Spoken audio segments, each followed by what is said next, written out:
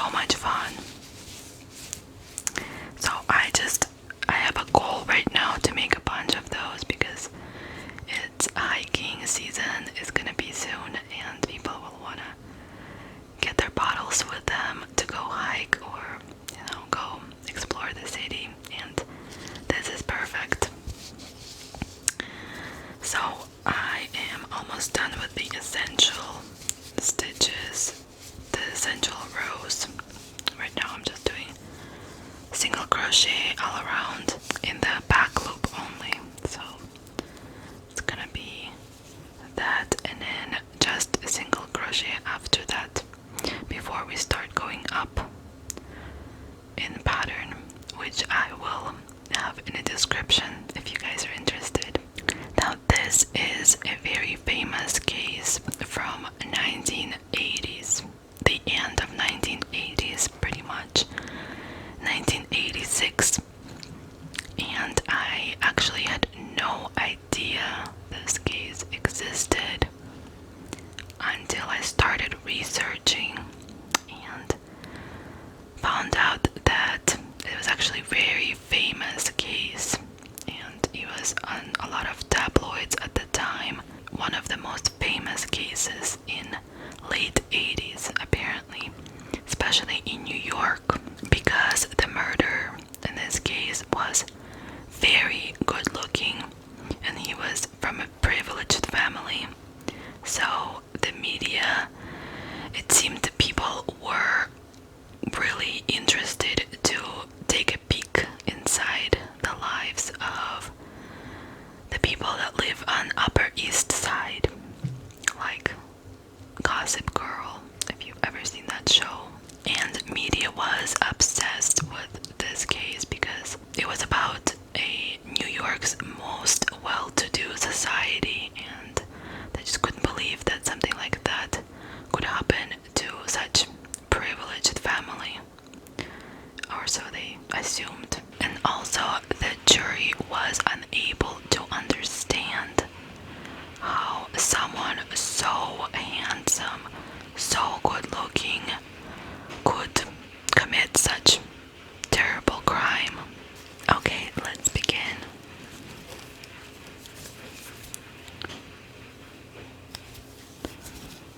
Robert Emmett Jr. was born on September 25th, 1966.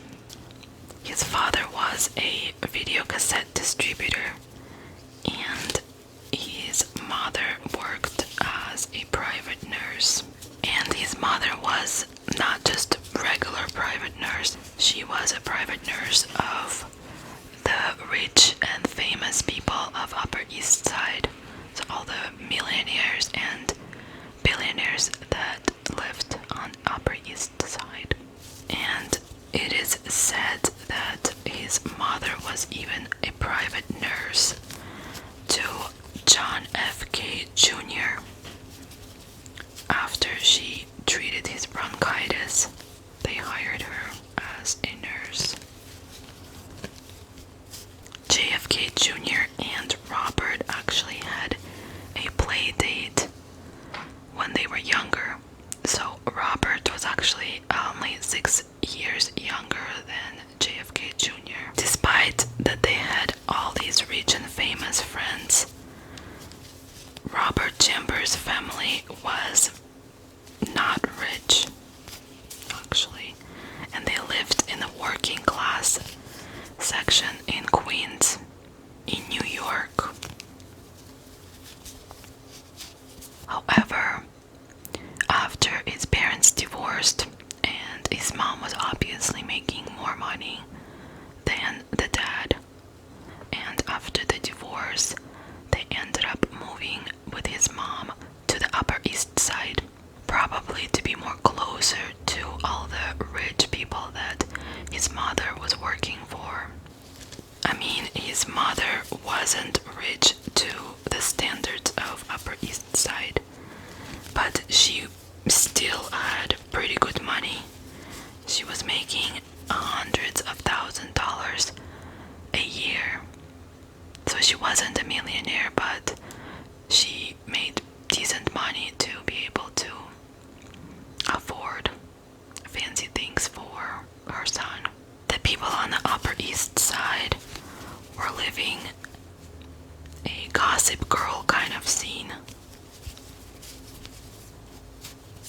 everyone's rich.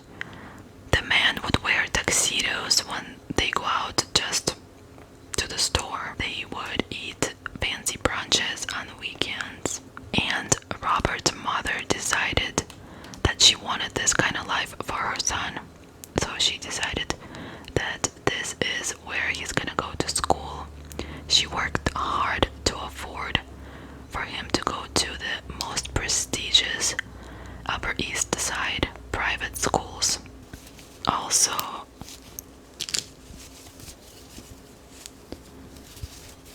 Robert had pretty good grades, so he was actually getting scholarships as well for some of these schools. I mean, these schools are so extremely expensive. They are about $100,000 for a year just to attend. However, because Robert's family wasn't as rich as everyone else in his school, Robert began to steal from his peers. Robert also began to drink alcohol at a very early age, and also doing all sorts of drugs.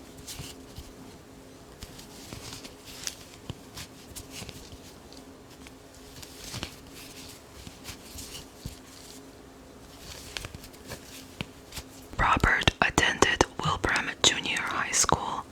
It was a private high school in Upper East Side for his middle school, and the infamous York Prep School of New York as his high school.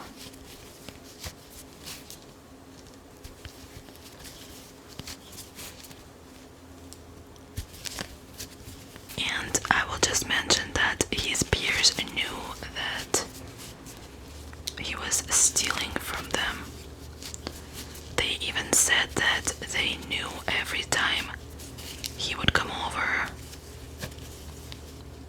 something would go missing, and they would hide things from him whenever he would be over at their house. But they still wanted to hang out with him, especially the girls, because he was just so handsome, had a charming personality, and everyone was in love with him. Robert was always in the right crowds at the right time, and he gave out the appearance of someone important.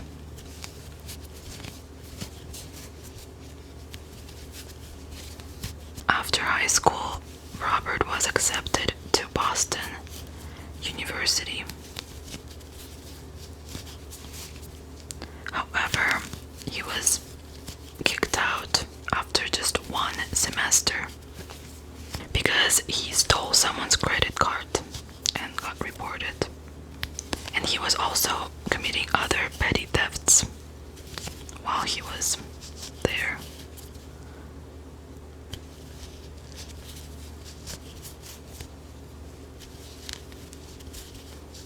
Even though Robert pretended like he was all rich and famous, he actually didn't even have his own place to live. He lived with his mom in a townhouse. And this townhouse was located at East 90th Street. And I got curious, so I had to look up where this is and how it looks. Let me tell you, this townhouse is so fancy. It's very definitely not for average Americans to live when you think about a townhouse. Now let's talk about one of the people that were from Robert's circle of friends. Jennifer Dawn Levin was born on May 21st, 1968 in Merrick, New York. Her father was a real estate developer,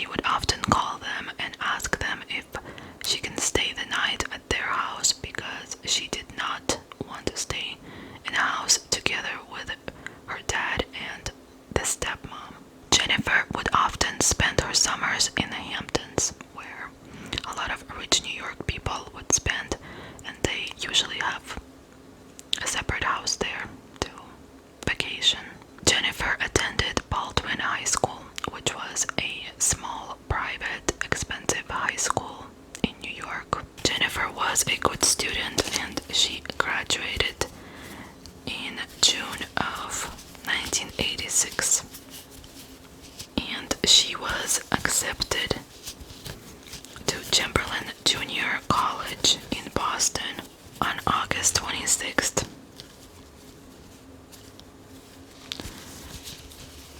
Jennifer Levin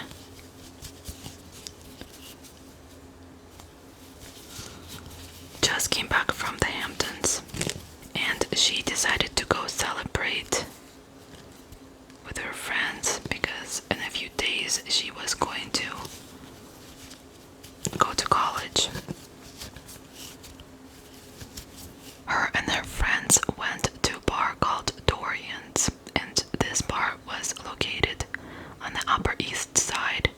This is one of the bars that the kids of the Upper East Side would frequent because the bartenders and the bar staff knew who these kids' parents were. They didn't even question and didn't even ask for their IDs. It was kind of like in a Gossip Girl show, if you watch. They all go out and drink even though they're all underage. Robert Chambers was also at this bar, and Robert actually had a girlfriend at the time.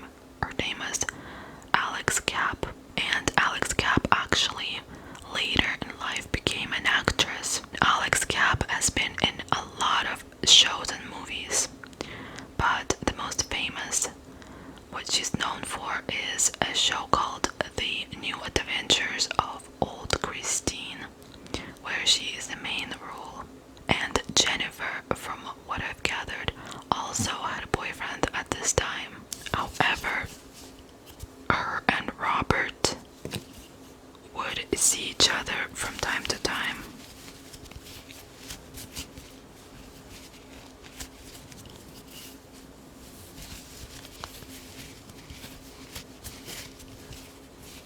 Robert had just gotten out from a rehab center where he was staying in Minnesota because he had a cocaine addiction. At some point in the night, Robert, who was there with his girlfriend at this bar, got into a fight with Alex Kapp, and the fight was about him stealing money from her purse. What a nice boyfriend.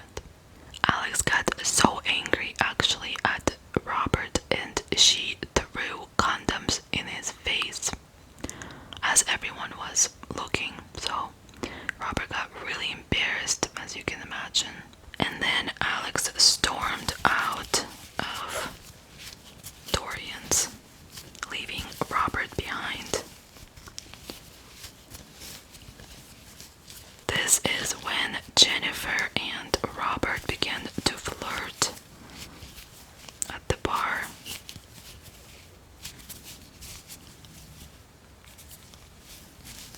And according to witnesses, they left the bar at around 3:45 a.m. together, holding hands. They went towards Central Park.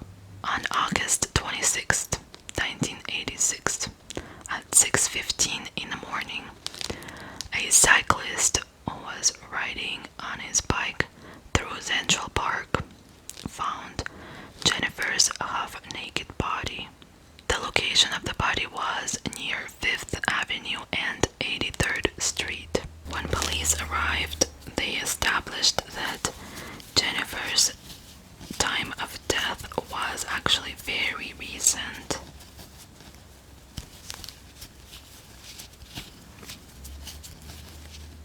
They said it was about 5:30 a.m. when she died, so not even an hour before her body was found. Her body was twisted, and her bra and her shirt were pushed up to her neck, and there were bruises and cuts on her face. Moreover, she had red marks on her neck, bruises on her fingernails, and her left eye was swollen. This suggested that she tried to fight off whoever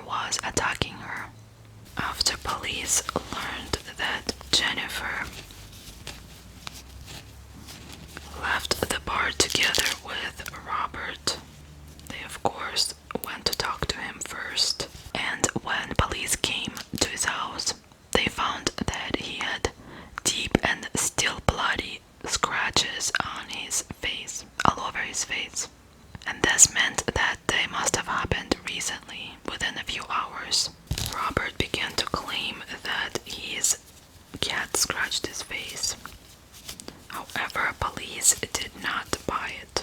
They arrested him on the spot. After Robert was taken into custody, police found more scratches on his chest, and they also found that he had a head injury. During the interrogation, which was also recorded, by the way, there's some clips that you can find online. Police confronted Robert about all the witnesses that saw him and Jennifer leave the bar together and heading towards Central Park. At first, Robert claimed that they did in fact leave together with Jennifer, but they parted ways shortly after.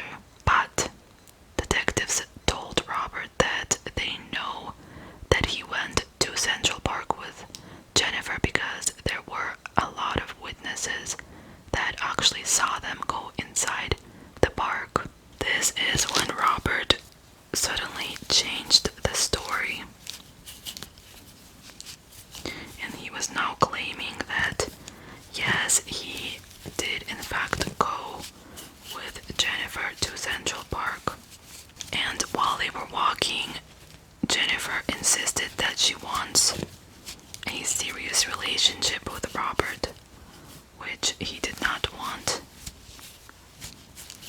And this is when she got upset with him and scratched him on the face. And then they stopped by a store on the way so she can get cigarettes for herself. And then this is when he left her. However, police said that all her friends stated that Jennifer does not smoke, so why would she get cigarettes for herself?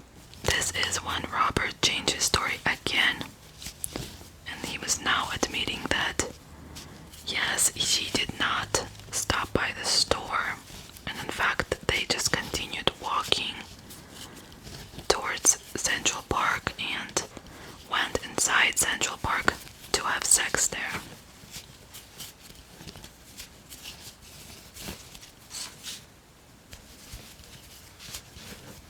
And this is when things take a weird turn. Robert claimed that he did not want to have sex with Jennifer.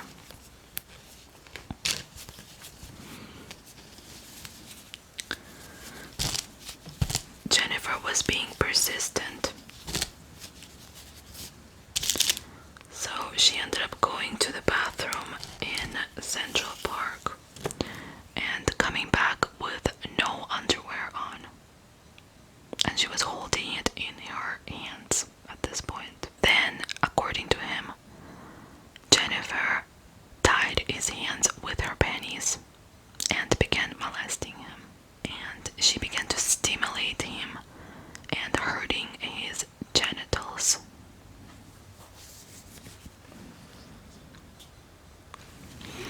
Now, this is a possibility. I'm not denying that for men to also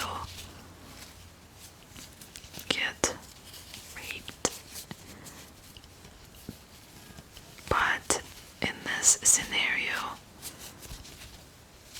Robert is 6'5". He's a really big, tall guy. Weighs about 220 pounds.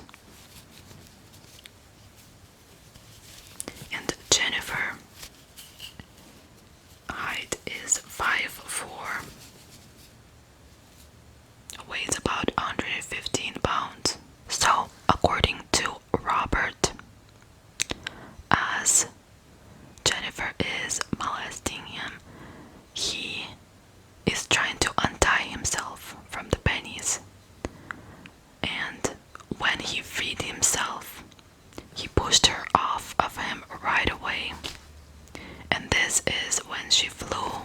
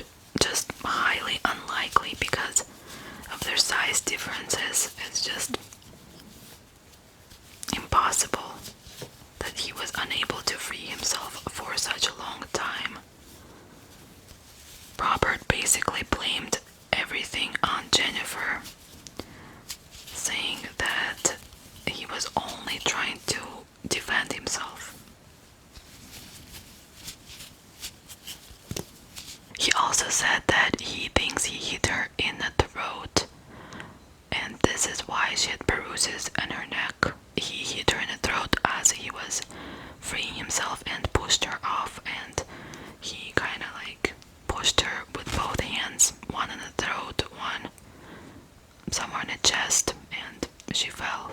Robert also claimed that after the incident, he did not leave the scene. He actually sat there for a while until the bicyclist actually found her body, and Robert was sitting nearby during this time. He was also sitting there when police arrived until police taped up the scene. Then he went home after that, so he already knew that he was in trouble. And this actually fit with one of the witnesses claiming that they saw Robert sitting there nearby on a bench when police was there. They thought it was kind of creepy, and it was actually him that was sitting there.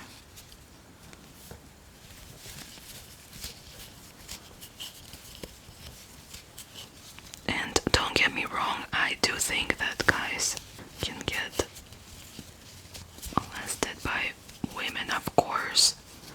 It's just very hard to believe one. It's such a size difference. I just don't know how she would even tie his hands in the back with him being so tall and she's so small. So he would be able to fight her off before that it wouldn't happen, I would assume. Also, I think panties are not that hard to rip. So for him to lay there,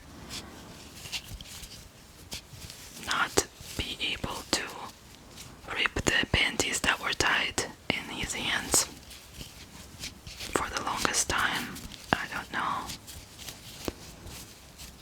Of course, it didn't make sense to the investigators either. Also, police found it strange that Robert didn't attempt to save her life when he assumed she was dead, but he could have performed CPR on her or called police at least. Instead, he just let her lay there.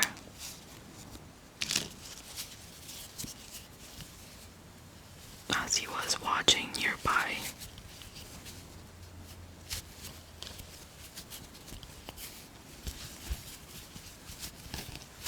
Also, while Robert was in custody, Archbishop of Newark, New Jersey, his name is Theodore Edgar McCarrick. An archbishop is a bishop in the Catholic Church of the highest rank, so he's on top of everyone. He wrote a letter in support of Robert Chambers' bail application. And why?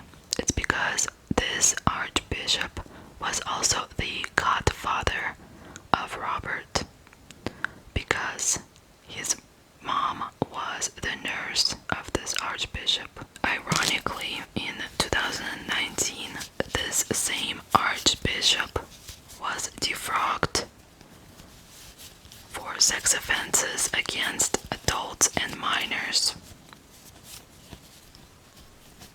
I don't know if I want to trust him.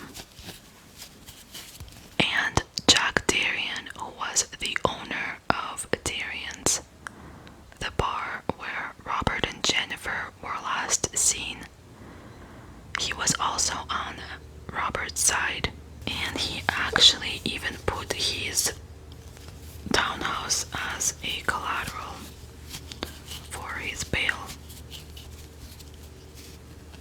just so they can let him out. Many people that knew Robert were on his side and were collecting money to get him out of jail before trial. And finally, on October 1st, 1986, he was released on $100,000 bail. Also, I forgot to mention that according to medical examiner, Jennifer was strangled and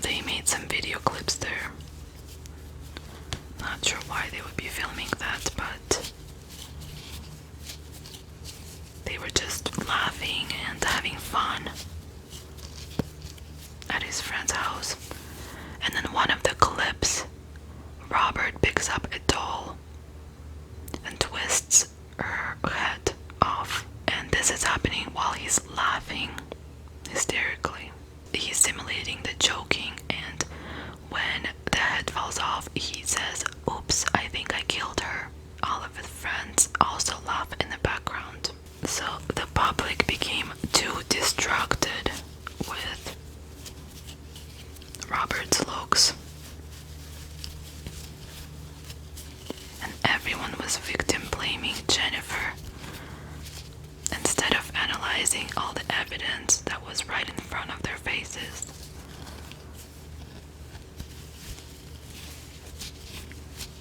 Many thought that he was too good looking to be a killer.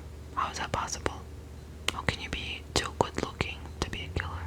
Dozens of sexist headlines were released about Jennifer, and the headlines would say that she was promiscuous, she was trying to cheat on her boyfriend, that she had it coming for her,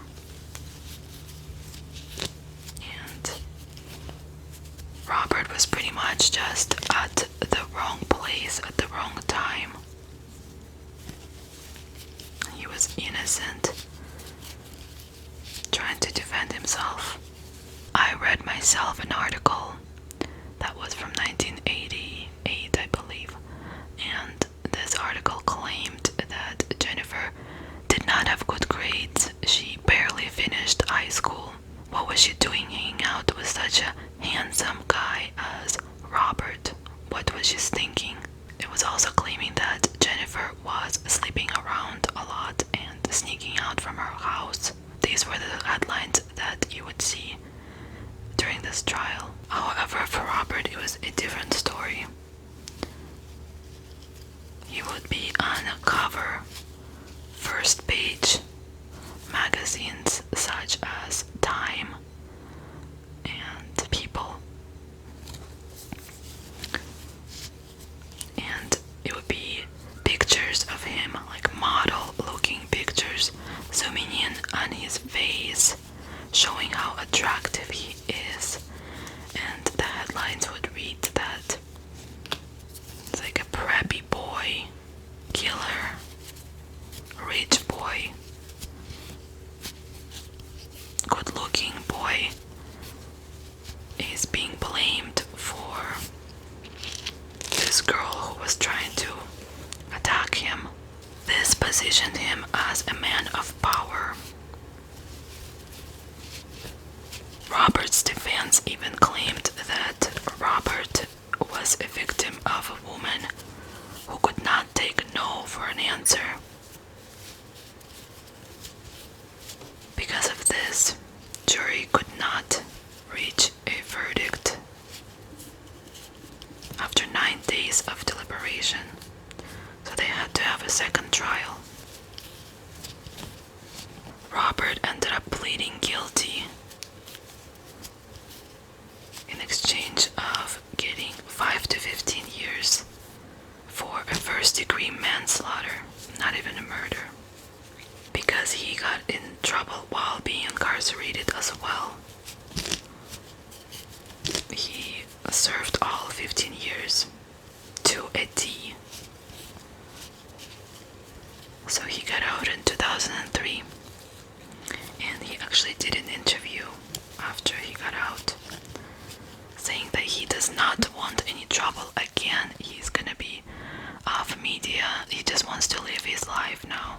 However, in 2004, he got stopped while he was driving with a suspended license, and police found cocaine and heroin inside the car. So he got 100 more days in prison.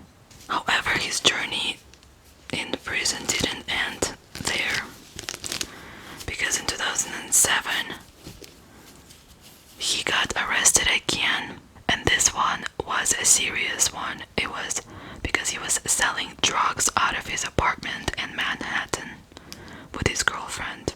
And guess what? He got 19 years in prison for that charge. That is 4 more years more than what he got for murdering Jennifer Levin. I think this case shows how privilege and power can help you get away with almost anything. Today, Robert Chambers is still incarcerated and is serving his sentence in Sullivan Correctional Facility schedule